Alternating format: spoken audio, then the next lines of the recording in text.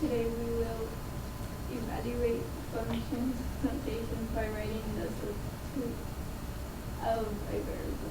Awesome. We're evaluating function notation, and we're substituting for variables. It's basically exactly what we just did here in the Remember This. We're just going to have some new interesting names to call it by and some new interesting squiggly symbols to use when we write it.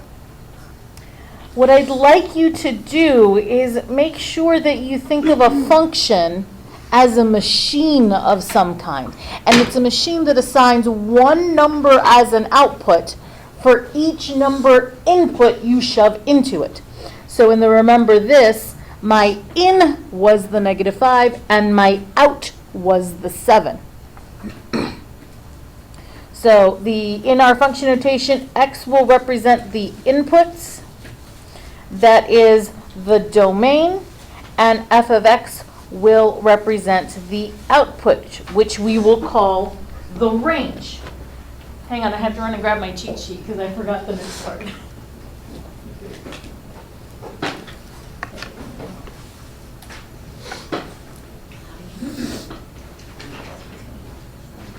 Behold, my cheat sheet of notes. Sorry about that. Okay. Here's how this works. Here is our function notation.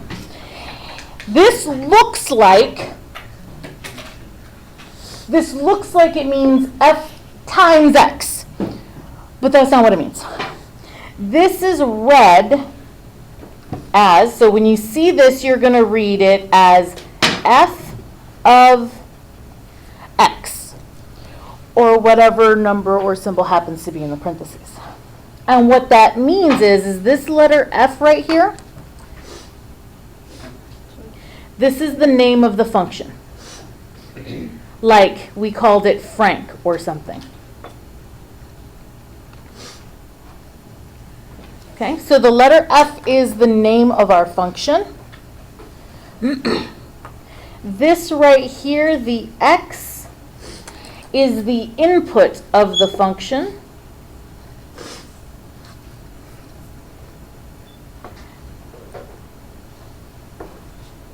And that means it's the stuff we have to substitute in for x.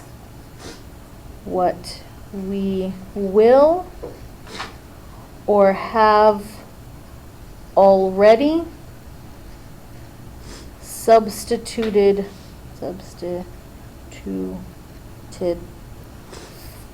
for x.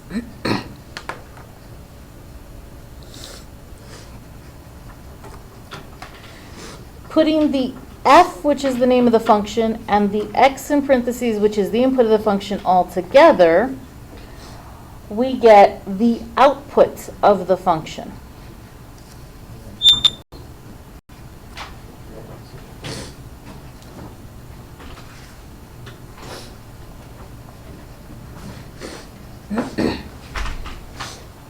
But this output is only valid when the input is whatever that value of x is. Okay?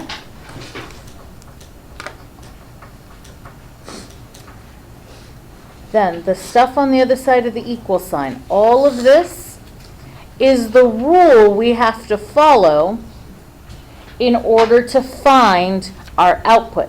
So this is the rule that gets used by our function machine to create the output from the input.